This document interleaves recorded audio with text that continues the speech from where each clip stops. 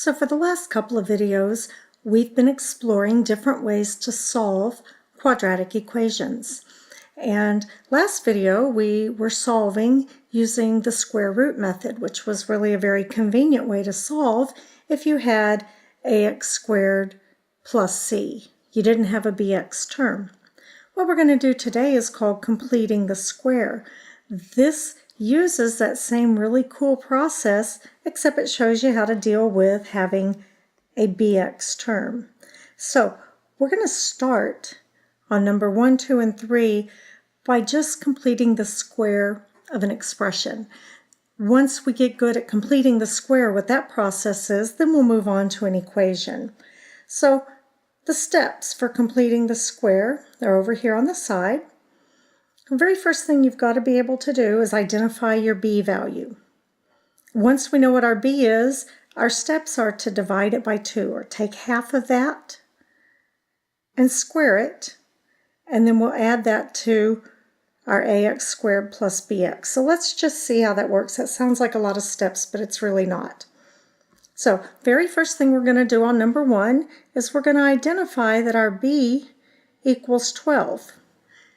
Now we need to take half of that. So we're going to divide it by 2, and that equals 6. Now that we have this number, this 6, we're going to square it, and that equals 36. And we will add that to our expression.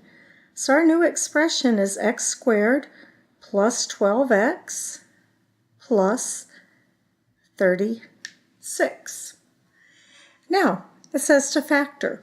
This is where this is such a cool strategy, because when we're factoring, anytime you've done this process of completing the square, what you've done is set up a repeating pattern, and it always follows the same exact pattern.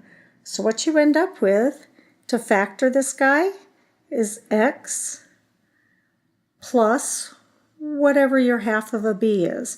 So in this case, it's plus a positive 6. So plus 6 squared. Now you've factored it.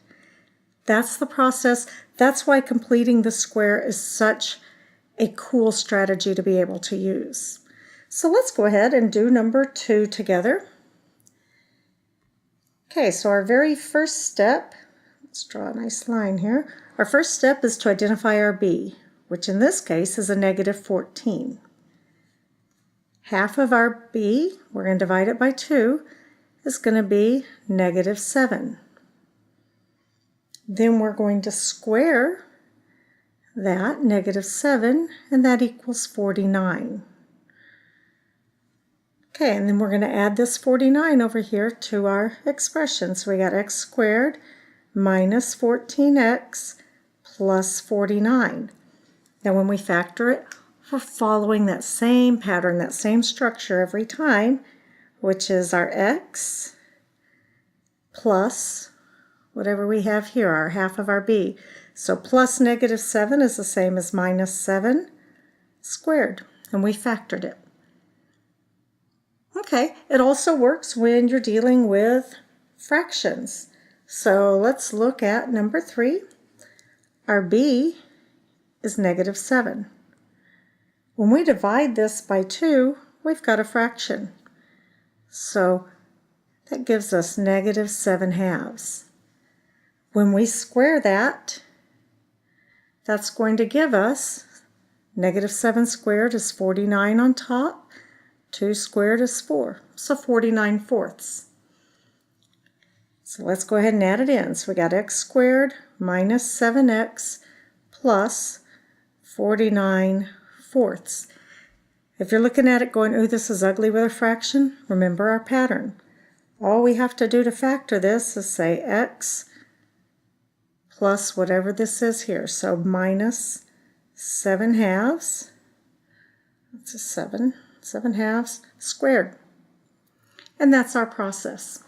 Okay, so now we're going to practice. So let's go ahead and look at number 4 with it on an equation. So we're going to follow the same process, but this time we've got an equation. So when we add our squared amount to our expression on the left, we're going to have to add that exact same amount to our expression on the right. So let's get started with number 4. Our b value. Now, in order for this to work, we always have to have just our ax squared plus bx on this side. They have to be isolated. So my b value is -8, and when I divide that by 2, I come up with -4. Now I'm going to square my -4, and that gives me 16.